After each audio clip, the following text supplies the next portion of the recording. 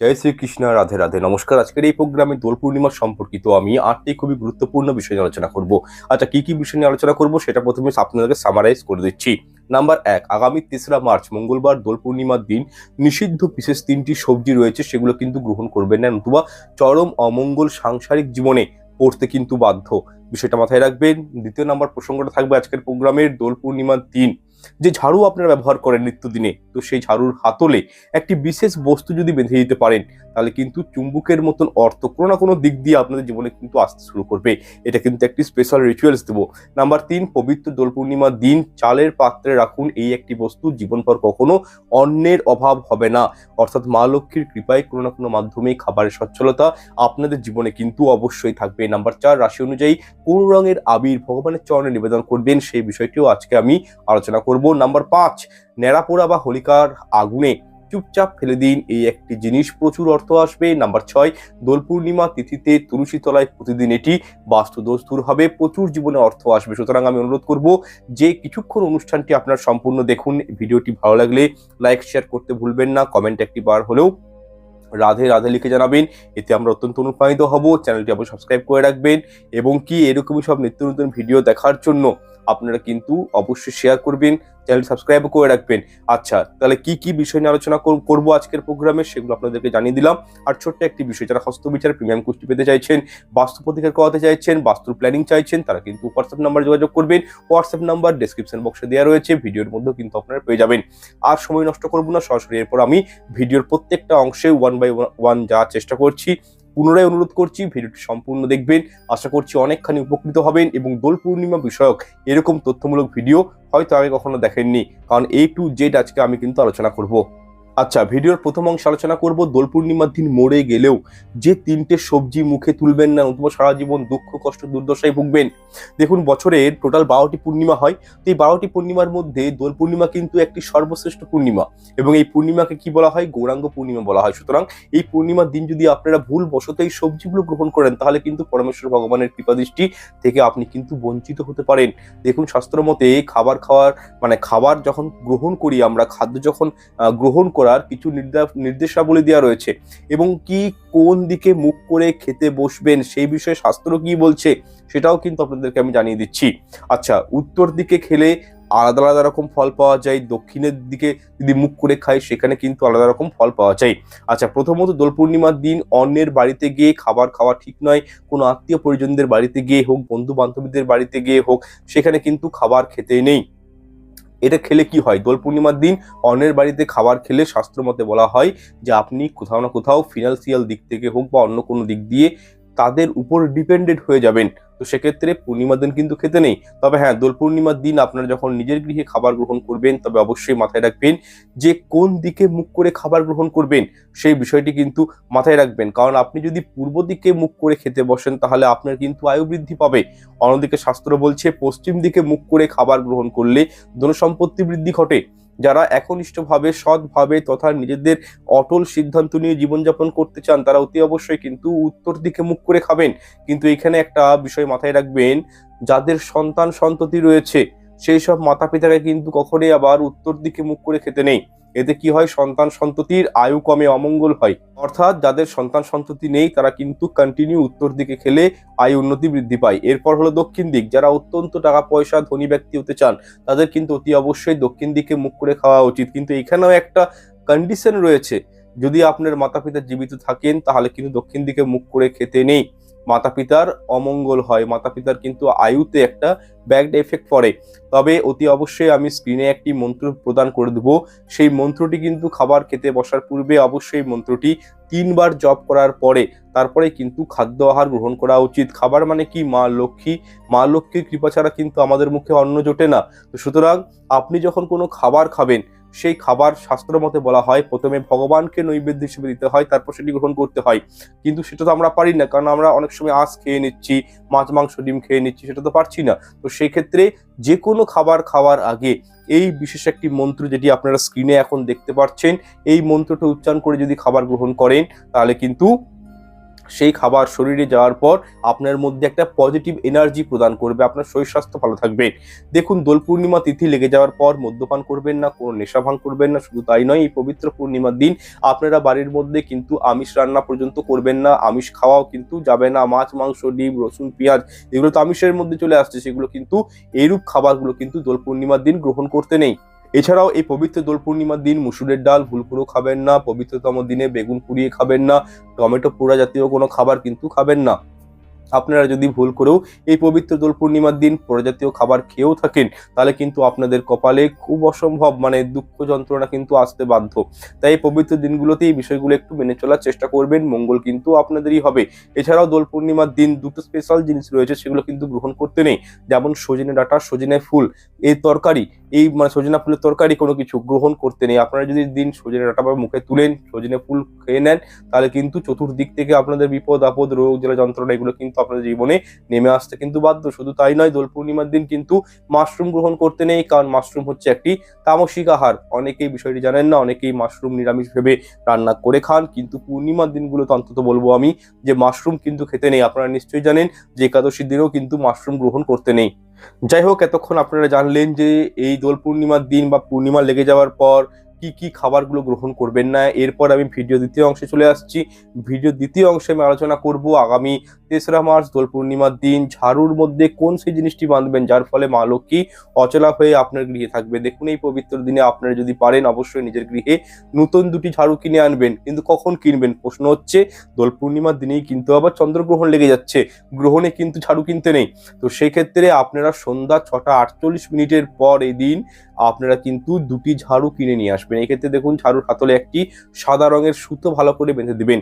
এর ফলে মাতা লক্ষ্মী আপনার এবং আপনার পরিবারের উপর কৃপা করবে। তবে একটি বিষয় মাথায় রাখবেন, নতুন ঝাড়ু ব্যবহার শুরু করবেন অবশ্যই শনিবার দিন ধরে, এবং যে স্থানে সচরাচর কোনো ব্যক্তির নজর না যায়, ঠিক আছে, সেই জায়গাতেই কিন্তু ঝাড়ু রাখবেন। ঝাড়ু কখনোই যত্রতত্র বাইরের উঠোন চত্বরে ফেলে রাখতে নেই, গোপনে রাখতে হয়। ঝাড়ু কখনো ডিঙি যেতে নেই, ঝাড়ু দিয়ে কখনো এঁটোকাটা পরিষ্কার করতে নেই, ঝাড়ু দিয়ে কখনো কোনো পশু পাখিকে আঘাত করতে নেই। বিষয়গুলো কিন্তু মাথায় রাখবেন, যদি করেন তাহলে কিন্তু গ্রহ দশার সৃষ্টি হয়ে যায় জীবনে। আচ্ছা, এরপর ভিডিও তৃতীয় অংশ আলোচনা করব দোল পূর্ণিমার দিন চালের পাত্রে রাখুন এই একটি বস্তু, আপনার 7 পুরুষ শেখাবে। এক কথায় বললে জীবনভর কখনো খাদ্যের অভাব হবে না, যদি সামান্য একটি ক্রিয়া দোল পূর্ণিমার দিন করতে পারেন। আচ্ছা, এই বিষয়টি বলার পূর্বে ছোট্ট একটা কথা বলে রাখি, দোল পূর্ণিমার দিন বিশেষ একটি বস্তু যদি ক্রয় করে নিয়ে আসতে পারেন, তাহলে অবশ্যই শ্রীকৃষ্ণের কৃপা দৃষ্টি পাবেন, মা লক্ষ্মীর কৃপা দৃষ্টি পাবেন। আপনার ঘরের পাশাপাশি কোনো যদি কৃষ্ণ মন্দির রয়েছে, তো সেক্ষেত্রে একটি ময়ূর পালক অবশ্যই দিন ক্রয় করে আনুন প্রদোষকালে, এবং চন্দ্রগ্রহণ ছেড়ে যাওয়ার পর অর্থাৎ 6টা 48 মিনিটের পর গৃহে নিয়ে আসুন এবং কৃষ্ণকে নিবেদন করুন। এতে ভগবান অত্যন্ত প্রসন্ন হন। এবং এর সাথে 108টি গাঁদা ফুল দিয়ে নির্মিত হলুদ মালা কৃষ্ণকে অবশ্যই নিবেদন করুন এই দিন। তার সাথে তুলসী পাতা অবশ্যই কৃষ্ণ ভগবানকে নিবেদন করবেন। নৈবেদ্য হিসাবে মালপোয়া, ননি, মাখন, ক্ষীর, দুধ, চালের পায়েস নিবেদন করবেন শ্রীকৃষ্ণের চরণে। লাল, গোলাপি বা হলুদ রঙের আবির অবশ্যই নিবেদন করবেন, কিন্তু লাল আবির কখনোই নিজের মাতা পিতা বা বয়োজ্যেষ্ঠ মানুষের চরণে নিবেদন করবেন না। আবির সর্বদা ভগবানের চরণেই নিবেদন করতে হয়। এক্ষেত্রে আপনারা নিজের মাতা পিতা, বন্ধু বান্ধবী বা বয়োজ্যেষ্ঠ মানুষের মুখে, গালে, মাথায় আবির দিতে পারেন, কিন্তু কখনোই আমি অনুরোধ করব যে আবির, লাল আবির কখনোই নিজের মাতা পিতার চরণে কিন্তু নিবেদন করবেন না।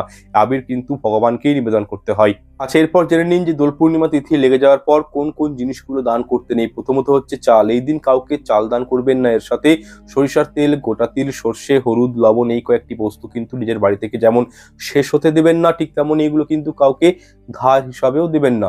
এবং এই দিন আমিষ জাতীয় কোনো খাবার গৃহের অন্দরে রন্ধন করবেন না। বিশেষ করে এই দিন ক্ষৌর কর্ম করবেন না, চুলদারি নখ কাটা থেকে অ্যাভয়েড থাকবেন, করবেন না, বিউটি পার্লার যাবেন না।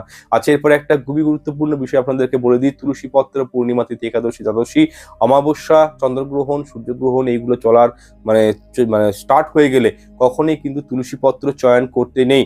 সুতরাং তুলসী পত্র যদি চয়ন করেন এই সময়, তাহলে কি হয়, শ্রী বিষ্ণুর মস্তক ছেদন করলে যে পাপ হয় সেই পাপের অধিকারী কিন্তু ব্যক্তিকে হতে হয়। দেখুন, ভগবান বিষ্ণু বা কৃষ্ণের বা গোপালের পুজো করতে গেলে তুলসী পত্র আবশ্যক, সেহেতু পূর্ণিমা তিথি লেগে যাওয়ার পূর্বেই তুলসী পত্র আপনারা চয়ন করে রাখতে পারেন। তাহলে পূর্ণিমা তিথি কখন লাগছে, কখন ছাড়ছে, এই সংক্রান্ত কিন্তু শর্ট ভিডিও চ্যানেলে ইতিমধ্যে রয়েছে, দয়া করে দেখবেন। আচ্ছা, এরপর ছোট্ট একটি রিচুয়ালস দোল পূর্ণিমার বলে দিচ্ছি। টোটকাটি করলে 100% নজর দোষ, মানি ব্লকেজেস এবং পারিবারিক সমস্যা দূরীভূত হবে। দোল পূর্ণিমার দিন বাড়ির পুরুষ মহিলা একটি বিশেষ টোটকা অবশ্যই করুন, জীবনে সুখ শান্তি অভাব থাকবে না। তাহলে উপায়টি কি জেনে রাখুন। দেখুন, এই একটি স্কোয়ার সাইজের হলুদ কাপড়ের কাপড় নিয়ে নেবেন, স্কোয়ার সাইজের কাপড় একটি নেবেন হলুদ রঙের, এবং সেই কাপড়ে অল্প সিদ্ধি পাতা দিয়ে দিবেন, 3টে সাদা করে দিবেন, 3টে হলুদের গাঁট দিয়ে দিবেন, একসাথে কাপড়ের মধ্যে রেখে ওইটাই পুটুলি করে নেবেন এবং ওই কাপড়টির 4 কোণে অল্প করে হলুদ আতর লাগিয়ে পুটুলিটি করবেন এবং সেটি মা লক্ষ্মী, প্রভু নারায়ণ অথবা রাধা গোবিন্দ চরণে স্পর্শ করিয়ে এই 3 মার্চ কথা বলছি, মঙ্গলবারের কথা বলছি, এটি আপনারা 7টার সময় উপায়টি করবেন এবং উপায়টি করার পর আপনারা কি করবেন, সদর দরজায় টাঙিয়ে দিবেন। শুধু এইটুকুনটি কাজ আপনারা করুন, ঠিক আছে? নজর দোষ দূর হবে আপনাদের জীবন থেকে, সাংসারিক জীবনে অশান্তি থাকলে সেখান থেকে বেরিয়ে আসতে পারবেন, বাস্তু দোষটা কেটে যাবে, যাদের খুবই বেকার খরচা হয়, অপচয় হয়, তাদের জীবন থেকে ভালো একটা রেজাল্ট পাবেন, ফিনান্সিয়াল দিক থেকেও ভালো রেজাল্ট পাওয়া যায়। এবং সন্ধ্যার সময় ধূপ প্রদীপ পুটুলের মধ্যে দেখাবেন কিন্তু অবশ্যই। এই ক্রিয়াটি সবাই করতে পারেন, তবে মহিলাদের মাসিক ধর্ম চলাকালীন উপায়টি কিন্তু করবেন না। তবে উপায়টি করবেন কখন? আপনার এই উপায়টি এক হয় 3 মার্চ সন্ধ্যা 7টার পর করতে পারেন, অথবা সব থেকে ভালো হয় যদি আপনার উপায়টি করতে পারেন 2 মার্চ সোমবার দিন প্রদোষকালে সন্ধ্যা 5টা বেজে 42 মিনিট থেকে শুরু করে সন্ধ্যা 7টা বেজে 11 মিনিটের মধ্যে যদি উপায়টি করতে পারেন সোমবার দিন 2 মার্চ, সব থেকে এটি ভালো হয়।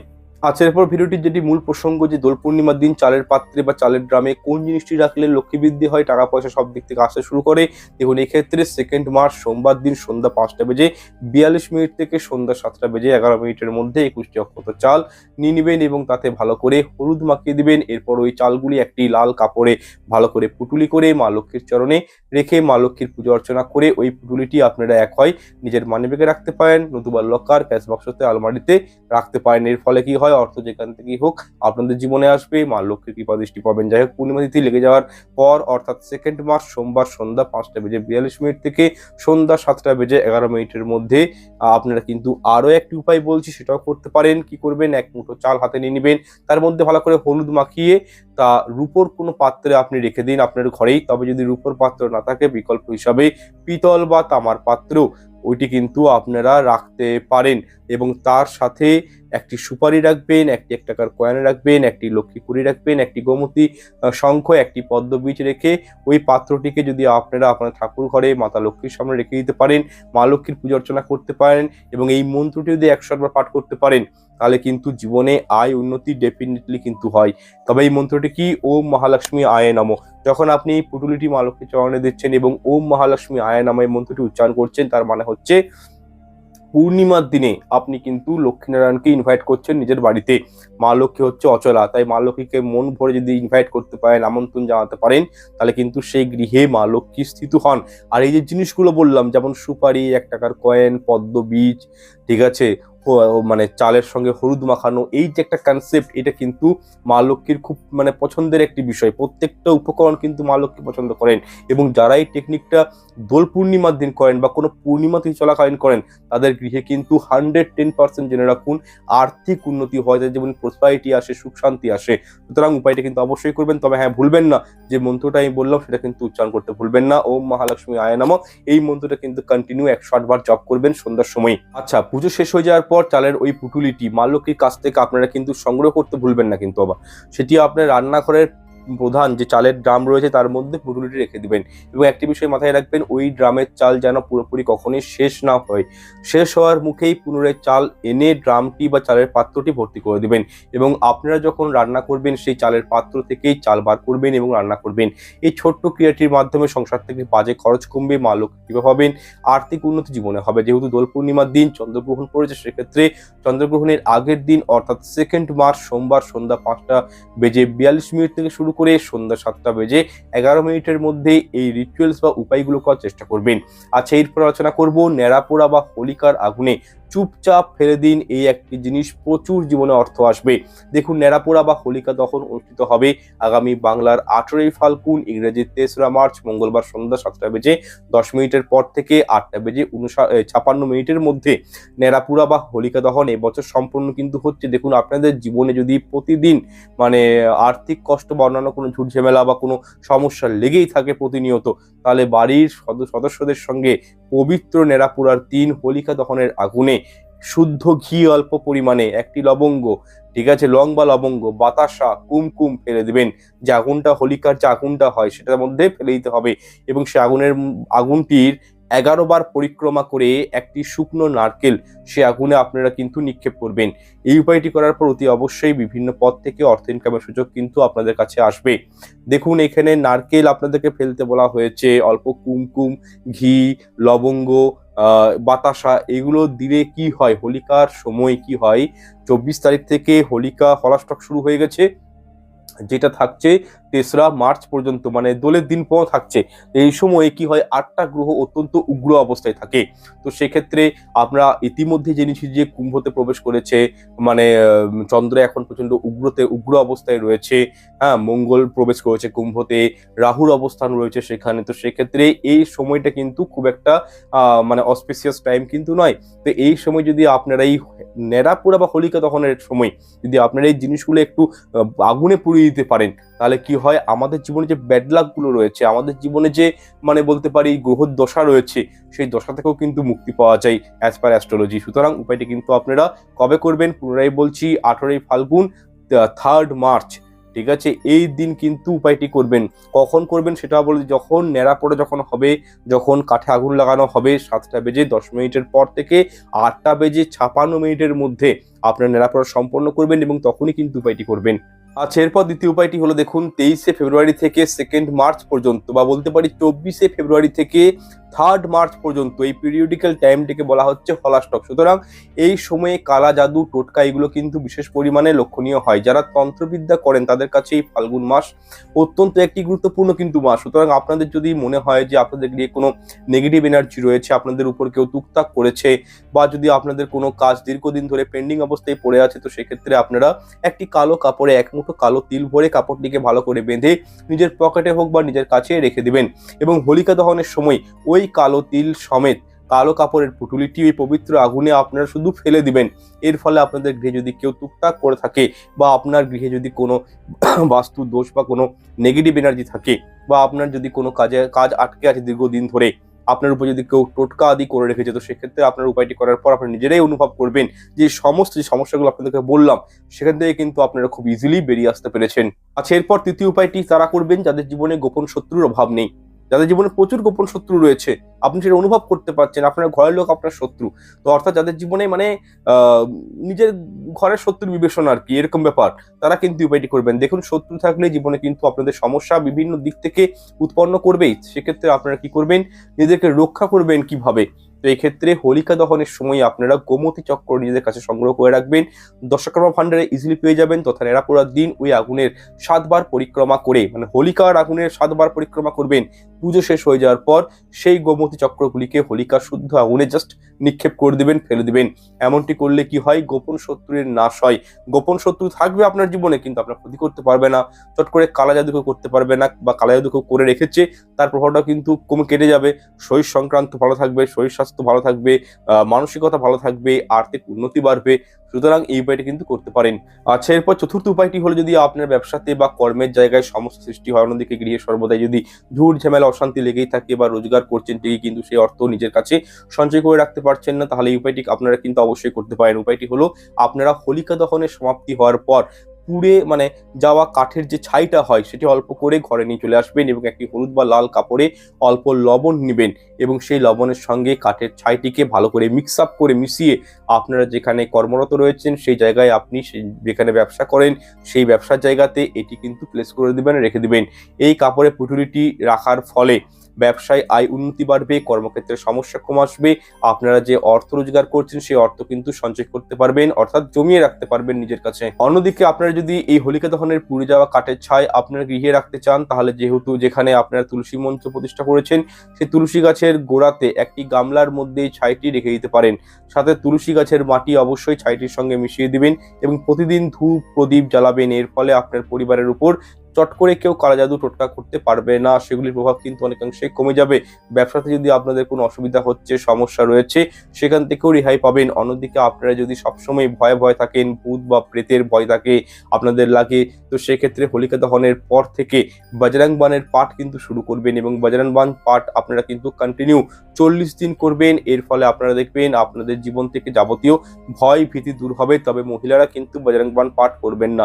যাই হোক, এরপর আপনাদেরকে জানাবো একটি বিশেষ লবঙ্গের টোটকা, এটা যদি আপনারা পূর্ণিমা তিথি চলাকালীন করতে পারেন তাহলে অবশ্যই নিজের জীবনে চমৎকার অনুভব করবেন। দেখুন 3রা মার্চ এই দিন বিশেষ কিছু রিচুয়ালস রয়েছে, যেমন ধরুন কিছু কাঠ নিয়ে একটি ফাঁকা মাঠে তা খুব সুন্দর করে সাজানো হয় এবং আগুন ধরানো হয়, আর সেই আগুনের পুজো হয়। শাস্ত্রের মধ্যে বলা হয় থাকে আগুনের আঁচ যদি শরীরে স্পর্শ করানো হয় তাহলে শারীরিক যাবতীয় রোগ থেকে খুব সহজেই মুক্তি পাওয়া যায়। এছাড়াও এই আগুন অনেকেই গৃহের অন্দরে নিয়ে এসে তাতে একটু করে কর্পূর সহযোগে বাড়িতে রাখেন, তাতে গৃহের শুদ্ধতা বজায় থাকে এবং যাবতীয় নেগেটিভ এনার্জিগুলো কিন্তু আস্তে আস্তে ধ্বংস হয়ে যায়। সর্বপ্রথম একটি চমৎকারী রামবাণ উপায় সম্পর্কে আপনাদেরকে বলবো, তা হলো লবঙ্গের উপায়। দেখুন নেড়াপোড়া বা হোলিকা দহনের দিন আগুন সন্ধ্যার সময় জ্বালানো হয়, ঠিক এই সময়ে আপনারা উপায়টি করতে হবে। তার আগে আপনাদেরকে 2টি লবঙ্গ নিতে হবে ফুলযুক্ত, এবং দেখে নেবেন লবঙ্গটি যেন ভাঙা না থাকে এবং লবঙ্গের মধ্যে যেন ফুল থাকে বিষয়টি কিন্তু দেখে নেবেন। নিখুঁত থাকে সেই লবঙ্গটি আপনারা কি করবেন, 2টি লবঙ্গ শুদ্ধ ঘিতে ফেলে রাখবেন। যখন হোলিকার আগুন জ্বালানো হবে তখন ওই লবঙ্গ 2টি ওই স্থানে নিয়ে যেতে হবে, তার সঙ্গে একটি পান পাতা আর একটি বাতাসা নিয়ে যাবেন, আর এগুলিকে আগুনে অর্পিত করে দিবেন 1 বাই 1। এরপর হোলির আগুনে 3বার পরিক্রমা করবেন, মানে ক্লকওয়াইজ। অবশ্যই একটি হাতে নারকেল রাখবেন, নারকেলটি আগুনে কিন্তু আহুতি হিসাবে ফেলে দিবেন। এরপর ভগবান শ্রীকৃষ্ণের কাছে, শ্রী বিষ্ণুর কাছে মনে মনে আপনার ইচ্ছা ব্যক্ত করবেন। মনে করা হয় এই উপায়টি যদি কোনো ব্যক্তি করে থাকেন হোলিকার আগুনে তাহলে কিন্তু সেই ব্যক্তির সমস্ত মনস্কামনা কিন্তু প্রভু লর্ড কৃষ্ণের কৃপায় পূর্ণ হয়ে যায়। আচ্ছা, এরপর দ্বিতীয় উপায়টি যা আপনাদের করতে হবে দোল পূর্ণিমা তিথি লেগে যাওয়ার পর, অর্থাৎ 2nd মার্চ সোমবার সন্ধ্যা 5টা বেজে 42 থেকে সন্ধ্যা 7টা বেজে 11টা মিনিটের মধ্যে উপায়টি করবেন। দেখুন এক্ষেত্রে একটি নিখুঁত পান, একটি নিখুঁত সুপারি লাগবে। পান পাতায় সুপারি এবং হলুদের গাঁঠ রেখে আপনার কাছাকাছি যে কোনো শিব মন্দিরে যাবেন আর এটি শিবলিঙ্গে চাপিয়ে দিবেন। তারপরে ভগবান শিবের কাছে নিজের মনস্কামনা মনে মনে ব্যক্ত করবেন। মনস্কামনা ভগবান শিবকে জানিয়ে দেওয়ার পর প্রণাম করে আপনারা মন্দির থেকে বেরিয়ে চলে আসবেন, কিন্তু ভুল করেও পিছনে ঘুরে তাকাবেন না, নতুন টোটকাটি কিন্তু অসম্পূর্ণ রয়ে যাবে। এই উপায়টি একটি রামবাণ উপায়। যাদের বিয়েতে প্রচন্ড বাধা আসছে কিংবা ধরুন বিয়ের বয়স হয়ে গেছে তবু বিবাহ হচ্ছে না, তারা কিন্তু উপায়টি করবেন, বিবাহ যোগ কিন্তু জীবনে তৈরি হয়ে যাবে। আচ্ছা, এরপরের উপায়টি হলো দোল পূর্ণিমা তিথি লেগে যাওয়ার পর, অর্থাৎ বাংলার 17ই ফাল্গুন ও ইংরাজি 2রা মার্চ সোমবার সন্ধ্যা 5টা বেজে 44 মিনিট থেকে পূর্ণিমা তিথি লেগে যাচ্ছে এবং পূর্ণিমা তিথি সমাপ্ত হচ্ছে বাংলার 18ই ফাল্গুন ইংরাজি 3রা মার্চ মঙ্গলবার বিকেল 4টা বেজে 59 মিনিটে। সুতরাং 2রা মার্চ 5টা 44 মিনিটের পর সন্ধ্যার সময় এমন কোনো মন্দিরে যাবেন যেখানে অশ্বত্থ গাছ লাগানো রয়েছে, অশ্বত্থ গাছটি রয়েছে। এই অশ্বত্থ গাছের নিচে একটি শুদ্ধ ঘিয়ের প্রদীপ আপনারা জ্বালিয়ে আসবেন, সঙ্গে সাদা তিল নিয়ে যাবেন। প্রদীপ জ্বালিয়ে দেবার পর অশ্বত্থ গাছের 7টি পরিক্রমা করবেন। পরিক্রমা করতে করতে সাদা তিলগুলি অশ্বত্থ গাছের শিকড়ের উপর অল্প অল্প করে ছোঁয়াতে থাকবেন। তারপরে আপনাকে আপনার মনের ইচ্ছা জ্ঞাপন করতে হবে, অশ্বত্থ গাছকে না ছুঁয়ে আপনি প্রণাম করে চলে আসবেন ঘরে। এই উপায়টি করলে আপনাদের জীবনের যাবতীয় আর্থিক সমস্যা নিমেষেই দূর হবে এবং আটকে থাকা পেন্ডিং কাজগুলো কিন্তু আস্তে আস্তে সম্পূর্ণ হতে শুরু করবে। আচ্ছা, এরপর এই উপায়টি আপনাদেরকে একটা বিশেষ উপায় বলবো। এই উপায়টি করলে কি হয়, আর্থিক সমস্যা জীবন থেকে ম্যাজিকের মতন দূর হয়ে যায়। দেখুন দোল পূর্ণিমা লেগে যাওয়ার পর প্রদোষকালে, অর্থাৎ 2nd মার্চ সোমবার সন্ধ্যা 5টা 44 মিনিটের পর হাতে আবির নিয়ে নিবেন। এরপর ঘরের মন্দিরে দেবদেবীদের মূর্তি বা ফটোতে একটু করে আবির লাগাবেন এবং পরের দিন গ্রহণ সমাপ্ত হওয়ার পর ভগবানকে লাগানো আবির একটি লাল শালু কাপড়ে নিয়ে নিবেন। একটি রূপোর কয়েন রাখবেন তাতে এবং ভালো করে তাতে ওই পুটুলিটি ভালো করে বাঁধবেন এবং আপনার টাকা পয়সার স্থানে শুধু প্লেস করে দেবেন, রেখে দেবেন। এই উপায়টি করলে যাবতীয় আর্থিক সমস্যা দূর হবে। এছাড়াও আপনার যদি টাকা রোজগার করছেন ঠিকই কিন্তু সেটা টাকা সঞ্চয় করতে পারছেন না, তাহলেও কিন্তু কার্যকারী উপায় এটি।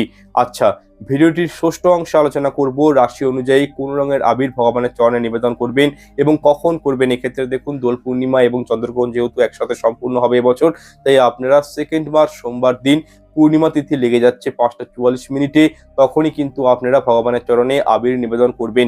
কারণ গ্রহণ চলাকালীন ভগবানের পুজো পাঠ বন্ধ থাকে, কিন্তু হ্যাঁ, যদি ঘরে ছোট গোপাল সোনা রয়েছে যারা সন্তানের মতো গোপালের সেবা করেন তারা কিন্তু 3রা মার্চও মঙ্গলবার দিনও দোল পূর্ণিমার দিন গোপালের সেবা করতে পারেন।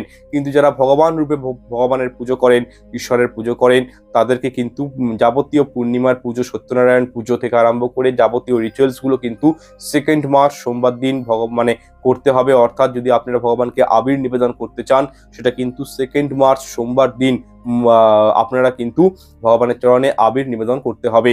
যাই হোক, তবে নিজের রাশি অনুযায়ী নিজের ভাগ্য দেবতাকে প্রসন্ন করার জন্য কোন শুভ রং দিয়ে আপনারা দোল পূর্ণিমা তিথিটি উদযাপিত করবেন, মূলত সেই প্রসঙ্গে এরপরে আমি আলোচনা করছি। নাম্বার 1, মেষ রাশি যাদের জ্যোতিষশাস্ত্র মতে বলা হয়েছে মেষ রাশির অধিপতি গ্রহ হচ্ছে মঙ্গলদেব এবং মঙ্গল গ্রহের রং হচ্ছে লাল, সেহেতু যারা মেষ রাশির জাতক জাতিকা রয়েছেন তারা কিন্তু লাল আবির দিয়ে এবছর রং খেলতে পারেন।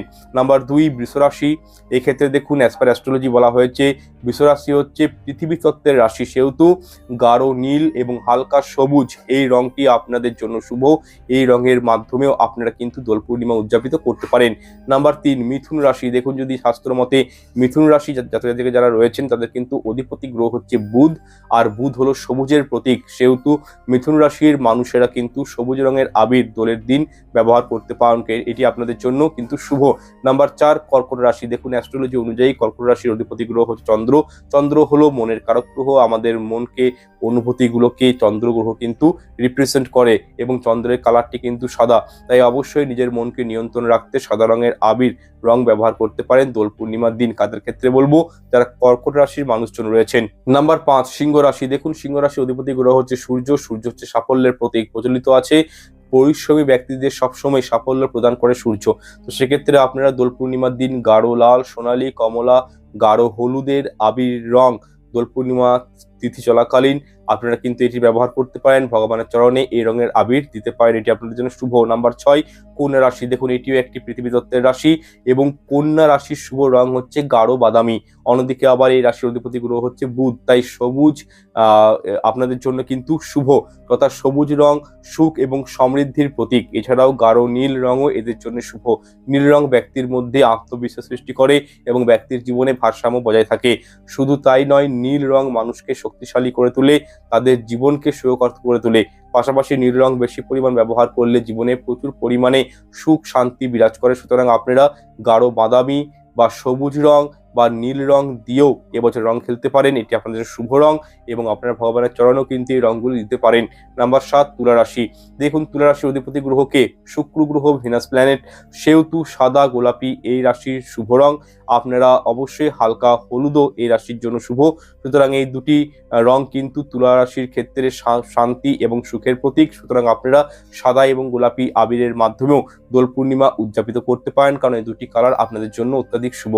নাম্বার 8 বৃশ্চিক রাশি। দেখুন যারা বৃশ্চিক রাশি জাতক জাতিকা রয়েছেন, এই বৃশ্চিক রাশির অধিপতি গ্রহকে মঙ্গল গ্রহ এবং মঙ্গল গ্রহ হচ্ছে লাল, সেহেতু লাল মেরুন এই রাশির জাতিকাদের জন্য বলতে পারি অত্যন্ত শুভ। সুতরাং আপনারা লাল রঙের আবির দিয়ে এবছর রং খেলতে পারেন, কারণ এই রংটি আপনাদের জন্য শুভ। নাম্বার 9 ধনুরাশি। দেখুন অ্যাজ পার অ্যাস্ট্রোলজি ধনুরাশির মানুষজনদের জন্য সব থেকে শুভ রং হচ্ছে গাঢ় নীল এবং বেগুনি রং, এবং এই দুটি রঙই ব্যক্তির আত্মবিশ্বাস কিন্তু বৃদ্ধি করে। কেউ অবসাদে দিন কাটালে এই রং ওই ব্যক্তির মনকে শান্ত করে। আবার এই রাশির অধিপতি গ্রহকে, ধনুরাশির অধিপতি গ্রহ হচ্ছে জুপিটার অর্থাৎ বৃহস্পতি, তবে বৃহস্পতির শুভ রং কিন্তু আবার হলুদ। সেক্ষেত্রে যারা ধনুরাশির মানুষজন রয়েছেন তারা কিন্তু গাঢ় নীল, বেগুনি বা হলুদ রং দিয়ে আবির এবছর খেলতে পারেন এবং ভগবানের চরণে এই রঙের আবির নিবেদন করতে পারেন, আপনাদের জন্য শুভ। নাম্বার 10 মকর রাশি। দেখুন যারা মকর রাশির মানুষজন রয়েছেন, এই মকর রাশির অধিপতি গ্রহ হচ্ছে স্বয়ং শনি গ্রহ, শনিদেব, এবং শনি গ্রহ বা মকর রাশির থেকে মকর রাশির সব থেকে সুইটেবল যে কালারটা, রংটা, সেটা হচ্ছে হালকা গ্রে টাইপের, হালকা বাদামি, ধূসর, এই টাইপের রংগুলো কিন্তু এদের জন্য পারফেক্ট। সুতরাং এই রং দিয়ে আপনারা কিন্তু খেলতে পারেন দোল বা ভগবানের চরণে এই টাইপের বাদামি, হালকা বাদামি বা গাঢ় বাদামি রং ভগবানের চরণে নিবেদন করতে পারেন। নাম্বার 11 কুম্ভ রাশি। দেখুন কুম্ভ রাশির জন্য সব থেকে শুভ রং হচ্ছে হালকা নীল বা আকাশী নীল। সেক্ষেত্রে যারা কুম্ভ রাশির মানুষজন রয়েছেন তারা কিন্তু নীল অথবা আকাশী এই টাইপের দোল বা রং বা আবির দোল পূর্ণিমা তিথিটি এই রংগুলো দিয়ে উদযাপিত করতে পারেন বা ভগবানের চরণে নিবেদন করতে পারেন, কারণ এই রংগুলি কিন্তু আপনাদের জন্য খুব সুইটেবল।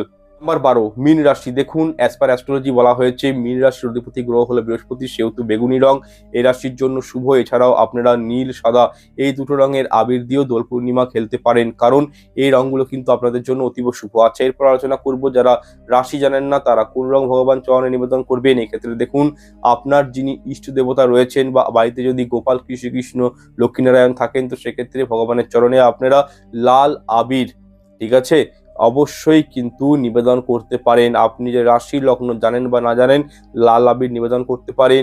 এছাড়াও হলুদ, সবুজ, নীল, গোলাপি যে আবির আপনি পছন্দ করেন সেটা কিন্তু ভগবানের চরণে নিবেদন করতে পারেন। ঠিক আছে।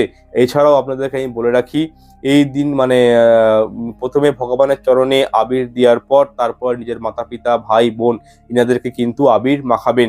তবে কখনোই লাল আবিরটা ভগবানের চরণ ব্যতীত নিজের মাতা পিতাকেও কখনোই পায়ে কিন্তু কখনোই নিবেদন করতে নেই, বিষয়টা মাথায় রাখবেন। এই দিন কিন্তু একে অপরকে মিষ্টি খাওয়াবেন, মিষ্টি মুখ করাবেন। এতে কি হয়, তিক্ততা কমে সম্পর্কের মধ্যে এবং সম্পর্কগুলো কিন্তু আস্তে আস্তে সুমধুর হয়। আচ্ছা, এরপর ভিডিওটির সপ্তম অংশ আলোচনা করব দোল পূর্ণিমাতে বাড়িতে নিয়ে আসুন এই তিনটি জিনিস, সকল মনস্কামনা পূর্ণ হবে। একই সঙ্গে জানিয়ে রাখি, যারা মনের মতন চাকরি পাচ্ছেন না, কোনো কাজেই সফলতা পাচ্ছেন না, যারা শারীরিক বা মানসিক দিক থেকে সমস্যায় রয়েছেন, যাদের অর্থ হাত থাকছে না, যারা আস্তে আস্তে ডিপ্রেশনে চলে যাচ্ছেন, যারা প্রতিটা দিন দুশ্চিন্তার মধ্যে কাটাচ্ছেন, তারা মা লক্ষ্মীর আশীর্বাদ পেতে, প্রভু শ্রীকৃষ্ণের আশীর্বাদ পেতে এই বস্তুগুলি কিন্তু গৃহে আনতে পারেন এই দোল পূর্ণিমার দিন। এর ফলে গৃহে লক্ষ্মীনারায়ণ বিরাজ করেন, তার ফলে আর্থিক সচ্ছলতা বাড়ির মধ্যে অত্যন্ত পরিমাণে বৃদ্ধি পায়।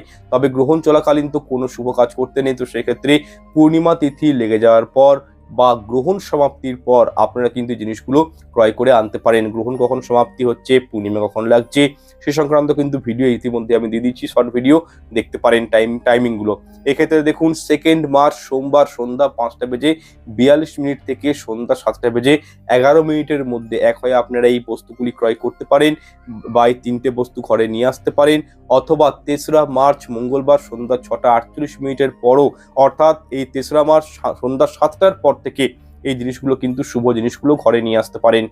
যাই হোক, প্রথমে আপনাদেরকে যে জিনিসটার কথা বলবো সেটা হচ্ছে ময়ূর পালক। আগে হ্যাঁ, আপনারা ঠিকই শুনেছেন। আপনারা যদি নানাবিধ উপকার পেতে চান, জীবনে উন্নতি করতে চান, সমৃদ্ধি পেতে চান, পরিবারের সুখ শান্তি চান, অর্থনৈতিক উন্নতি করতে চান, তাহলে কিন্তু অবশ্যই পূর্ণিমা তিথি লেগে যাওয়ার পর এগুলো ক্রয় করতে পারেন। আপনারা সকলেই জানেন শ্রীকৃষ্ণের মাথার ময়ূরের পালক থাকে মাথাতে। আপনি যদি শ্রীকৃষ্ণের মানে প্রিয় এই জিনিসটি এই পবিত্র দিনে আপনি যদি আপনার বাড়িতে নিয়ে আসতে পারেন, আপনাদের জীবনে আর্থিক সমস্যা যেমন দূর হবে, ঠিক তেমনই আপনারা উপকৃত হবেন। স্বয়ং শ্রীকৃষ্ণ আশীর্বাদ কিন্তু আপনি পাবেন। দ্বিতীয় জিনিসটি হচ্ছে রূপোর হাতি। দেখুন, রূপোর হাতির মধ্যে কিন্তু অত্যন্ত পজিটিভ এনার্জি বিদ্যমান থাকে। এছাড়াও পারিবারিক অশান্তি, ঝুট ঝামেলা, মনোমালিন্য এগুলো থেকে মুক্তি পাওয়ার জন্য কিন্তু অনেকেই বাস্তুশাস্ত্র বা ফেংশুই মেনে রূপোর হাতিকে গৃহে রাখেন। সুতরাং আপনার পরিবারে যদি কষ্ট থাকে, অর্থনৈতিক সমস্যা থাকে, তাহলে এই রূপোর হাতি আপনার দোল পূর্ণিমার দিন কিন্তু ক্রয় করে নিয়ে আসুন। এর ফলে কিন্তু উপকার আপনারা অবশ্যই পাবেন, সুফল পাবেন। দেখুন, গৃহে বাস্তু দোষ থাকলে সন্তান সন্ততির সাথে পিতামাতার একটা ক্ল্যাশ তৈরি হয়ে যায়, সম্পর্কের অবনতি হয়, বা নিজেদের রক্ষা করতে যদি চান, নিজেদের জীবনটাকে সঠিকভাবে নির্বাহ করতে যদি চান, তাহলে অবশ্যই একটা ছোট্ট রূপোর হাতি দোল পূর্ণিমার দিন অবশ্যই ক্রয় করে ঘরে নিয়ে আসুন এবং সেটি নিজের ঠাকুর ঘরে কৃষ্ণের কাছে রেখে দিন। এরপর তৃতীয় যে জিনিসটির কথা বলবো আপনাদেরকে সেটি হচ্ছে স্বস্তিক চিহ্ন। আজ্ঞে হ্যাঁ, স্বস্তিক চিহ্ন আপনারা যদি দোল পূর্ণিমা তিথিতে ঘরে নিয়ে আসতে পারেন, তাহলে কিন্তু এটিকে অত্যন্ত শুভ এবং পবিত্র বলে মনে করা হয়। এবং তার সাথে তামার সূর্য মূর্তি।